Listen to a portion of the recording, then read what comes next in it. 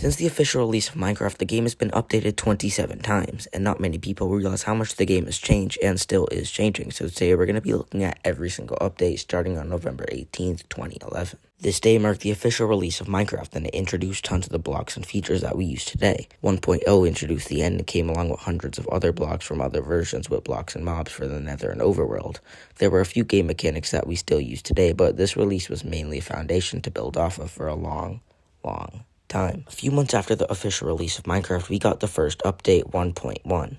This update came with 20 mob spawn eggs for the 20 existing mobs at the time, and there were a few other minor changes like adding loot to blacksmith houses and village and other biomes to the game. But keep in mind, after the official release of Minecraft, Notch stepped down, putting Jeb in full control over the game, which is why there wasn't as much added compared to the release or older versions. And less than 2 months later, Minecraft released their second update. This update doubled the height limit, allowing for players to build higher in the sky, and we also saw the jungle biome, wells, mineshafts, and as of mobs, we saw iron golems and ocelots. Zombies could now spawn in groups, and the idea of breaking down doors was introduced to make the game slightly harder. The summer of that year, Minecraft released yet another update, this time introducing the entire villager trading system with emeralds. We got 3 structures: jungle temples, desert pyramids, and desert villages. With the new villages, desert villagers would be wearing different clothing. We also got a bunch of other small changes like ender chests, tripwires, enchanted golden apples, which people call notch apples, book and quills, and other commands. In the fall of 2012, Minecraft dropped their first named update called the Pretty Scary Update.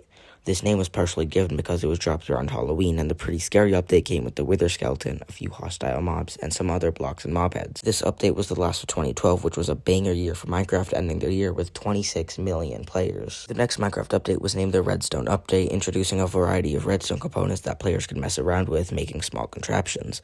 This is when a whole new era of Minecraft started, because as we all know, redstone was taken pretty far by many people. This update also added quartz and realms, which is what we know as SMPs today on Java. The summer of that year, 1.6 was added, named the Horse Update. This one introduced horses, hay, leads, and name tags. Horses came at different speeds, and if you got a good horse, it was a great method of transportation at the time. Donkeys were additionally added to the game, and by breeding a horse and donkey, you would get a mule.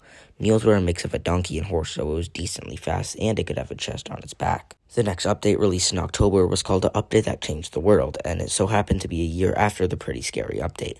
We got new biomes, an expansion of world generation, and new wood types with these biomes. There were some mobs and blocks that were in these new biomes, but it wasn't as much as other updates, and people had to deal with this for a while, as 1.8 didn't come out for a really long time. The next year in September, almost an entire year later, we got the Bountiful Update. This update included over 30 new blocks in the Ocean Monument with the Elder and normal guardians. We got rabbits, armor stands, and a few other stuff followed along with Alex, the second main character in Minecraft behind Steve.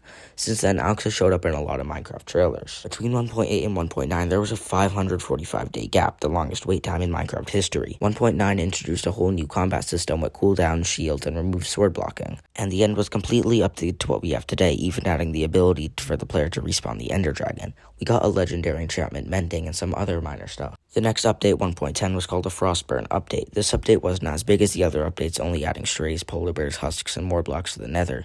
We also got fossils, which players use today to farm tons of bone meal, and we got those creepy cave noises.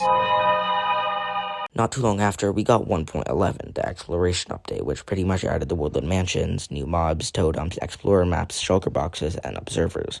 While this wasn't too much compared to previous ones, observers were used in many people's redstone builds and made farms and contraptions way more efficient. 1.12 was called the World of Colors Update, and the reason I'm ending on this one is because from 1.13 onwards, Minecraft dropped tons of updates which are way bigger and exploded the amount of players. 1.12 added colored concrete, terracotta, and beds, but stay tuned for part 2 because those updates are way better with the release of Bedrock Edition, thousands of blocks, mobs, structures, and so much more.